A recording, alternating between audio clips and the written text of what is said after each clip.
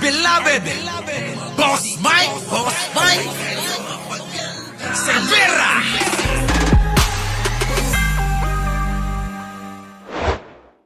Magandang umaga, magandang hapon at magandang gabi sa mandako ng mundo. Naroon kayo. Siyempre, magandang buhay na rin para sa ating lahat.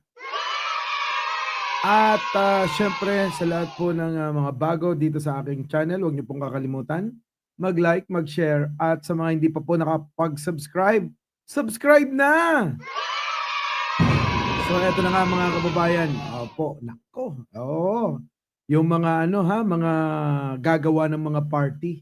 Oo, mag-ingat ho kayo dahil itong pagsusuot daw ng uniforme ng mga alagad ng batas ay nako, mahigpit na pinagbabawal. Meron daw hong multa ito at meron pang pagkakakulong. Nako.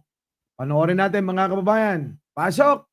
Ng hanggang 6 na buwan ang mga individual na hindi otorisadong magsusuot ng police uniform. Oo, kailangan siguro ipaalam ninyo.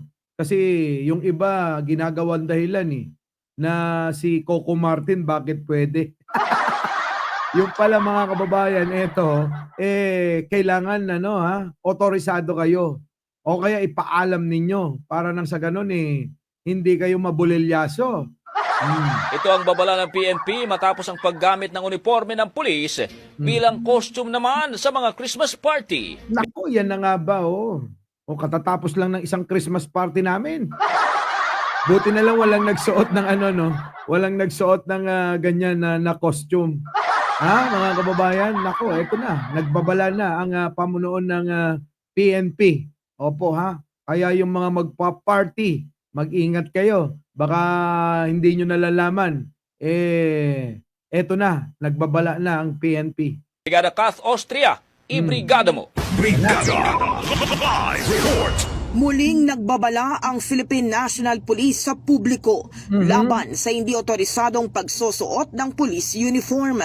Iniimbestigahan na kasi ng PNP ang nagtrending sa social media na executive ng isang automobile manufacturing company na ginawang costume ang PNP uniform sa Christmas party. Kabilang sa kanilang inaalam ay kung papaano ito nakakuha ng uniforme ng pulis kung saan meron pa itong patch ng PNP Special Action Force. We want to remind the public na meron po tayong batas, particularly yung Article 179.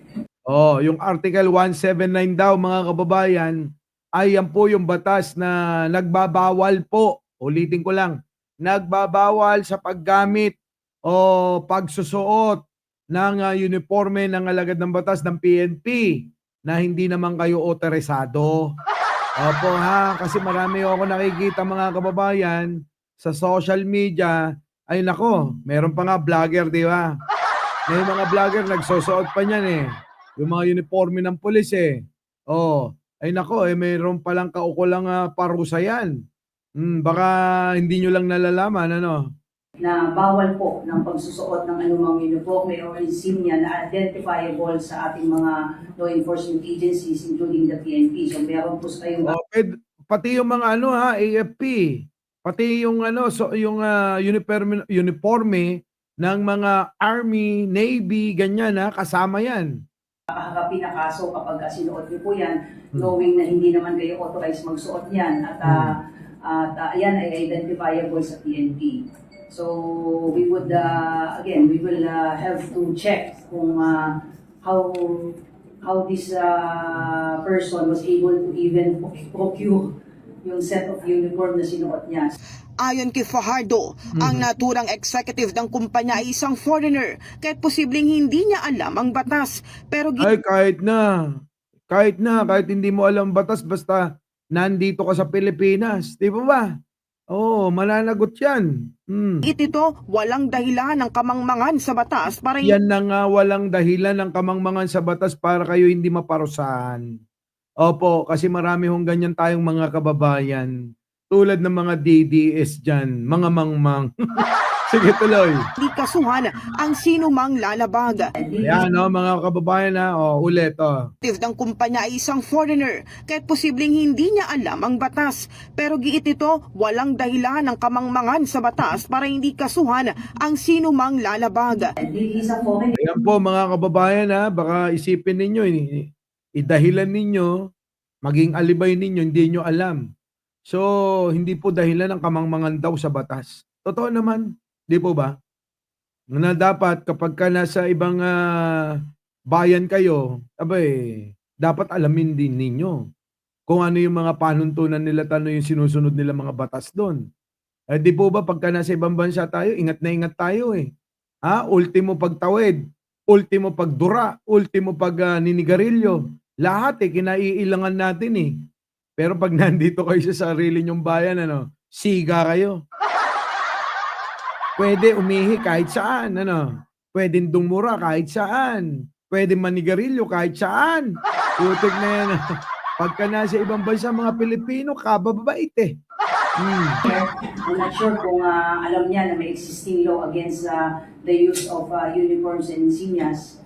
So, let us beware na bagamat ito ay for fun lang, but this will not sit well with the PNP considering na uniforme ng PNP yung kanyang ginamit. Ayon sa PNP, Dapat mapanagot yan. sa ilalim ng Article 179 ng Revised Penal Code o illegal use of uniform o insignia, maaaring makulong ang isang individual na mapapatunayang lumabag ng hanggang 6 na buwan. Nako, 6 na buwan, matagal-tagal din.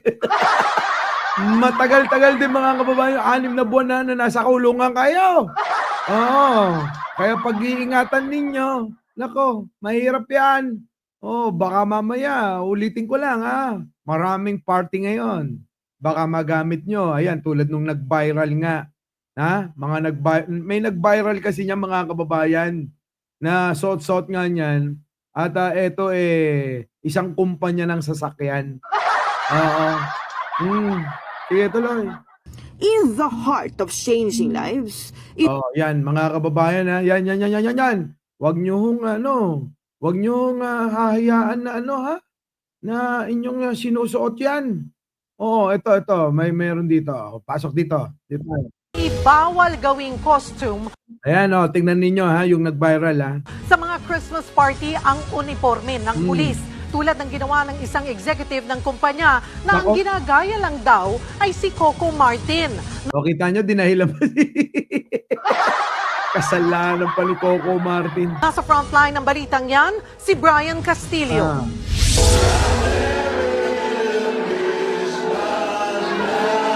Ngayong holiday season, kaliwat kanan ng Christmas parties. Bukod sa mga palaro at handaan, meron ding pagandahan ng costume. Naging usap-usapan sa social media ang executive ng isang brand ng sasakyan dahil hindi lang character ang ginaya niya. Nako. Nagbihis siya bilang isang pulis. Ayan po mga kababayan, yan ganyan, bawal yan. Bawal na bawal yan. Kahit nga yung t-shirt mga kababayan, bawal eh. Kumpleto mula sa asul na uniform, nameplate at patch pa ng Special Action Force. Ayon sa Philippine Kumpleto. Mga kababayan, may ganyan yung nagsuot lang na yung t-shirt na kulay blue. Tapos yung sulat kulay dilaw, police. Opo, bawal yun Bawal na bawal yan. National Police. Bawal yan. Hindi kasi pwedeng magsuot ng police uniform ang mga sibilyan, lalo na kung gagamitin lang ito sa party.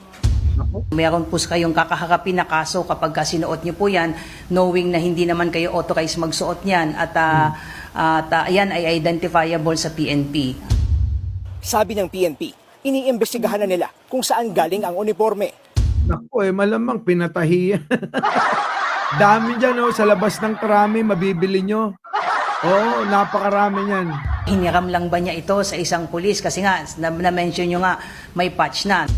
Sagot naman ng uploader ng picture, costume lang ito at hindi Naku, ito pala Mitsubishi Motors. Bibili pa naman sana tayo ng Montero. Sige, tuloy. Ano sabi? pambabasto sa pulisya. Nagpanggap lang daw ang presidente ng kumpanya bilang si Coco Martin sa ang probinsyano. Sagot naman ng PNP, kahit ano pa man ang intensyon, hindi pwedeng gawing costume ang kanilang uniforme. Yan mga kababayan kahit anong intensyon ninyo, kung hindi kayo otorisado na magsuot ng mga uniforme ng PNP, Army, alagad ng batas, oo. Basta yung pang-uniforme ng mga natin, ng mga kawal, nako, wag na wag niyong gagawin yan. Oo, tuloy. Posible raw maharap sa reklamong illegal use of uniform and insignia. Ang nasabing executive, may parusa raw yan na hanggang 6 na buwang pagkakakulong. 6 na buwan. Naku, trending to mga kababayan eh. Trending to Kasi nag-trending din nga siya sa pagsusuot niya ng uniforme. Kaya kung gusto niyo magpasikat, pwede naman sa iba na lang. Di ba? Gawin ninyo yung mga DDS o para gusto niyo sumikat kayo, kakaiba. Dilaan niyo puwet ni Digong. Let us beware na bagamat ito ay for fun lang, but this will not sit well with the PNP. Nagbabalita mula sa Yun, mga kababayan, So, mga kababayan, babala po. Babala. Mag-ingat po kayo. Mahirap po maasunto.